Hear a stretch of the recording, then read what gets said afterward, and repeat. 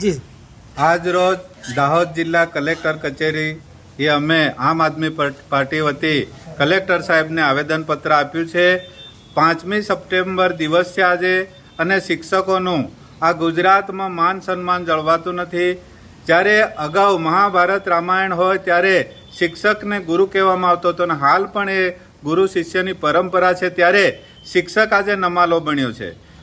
અગાઉ 22માં જ્યારે વિધાનસભાની ચૂંટણી આવી એ પહેલાં શિક્ષકોનું આંદોલન ચાલતું હતું। એ આંદોલનમાં સરકાર ઝૂકી અને જીતુભાઈ વાઘાણી છે એમને એવું આશ્વાસન આપ્યું હતું શિક્ષકોને કે જૂની પેન્શન યોજના 2005 પહેલાંવાળાને આપી દેવામાં આવશે, પણ આજ સુધી આ ભાજપની સરકાર થોકીને ચાટવાવાળી છે, જેથી પેન્શન યોજના હજુ પણ પરિપત્ર કરવામાં આવ્યો નથી। સાથે સાથે બીજી પણ અમારી માંગ છે કે જે ખાનગી શાળાઓ છે તેમાં ટ્રસ્ટીઓ એમની મરજી માફકનો કર્મચારીના પગાર આપે છે, કોઈક 10,000 આપે, કોઈક 15,000 આપે।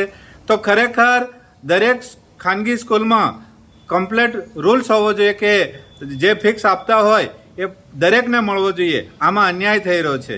એની સાથે સાથે આજે દરેક શાળાઓમાં શિક્ષકોની ઘટ છે એ પણ પૂરી થવી જોઈએ, એ અમારી માંગ છે। અમે 5 મુદ્દા સાથે આજે આવેદનપત્ર આપ્યું છે।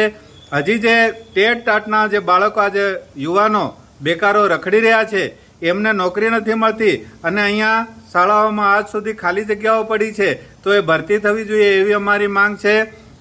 અને સાથે સાથે શાળાઓમાં ક્લાર્કની જરૂર છે, તો ક્લાર્કની પણ એક શાળામાં જગ્યા ઊભી થવી જોઈએ, અને દરેક શાળામાં એક ક્લાર્કની જરૂર છે। શિક્ષકો બિચારા ક્લાર્કનું કામ કરે કે ભણાવે, એટલે એમાં પણ શિક્ષણ સરકારી શાળાનું નબળું પડ્યું છે।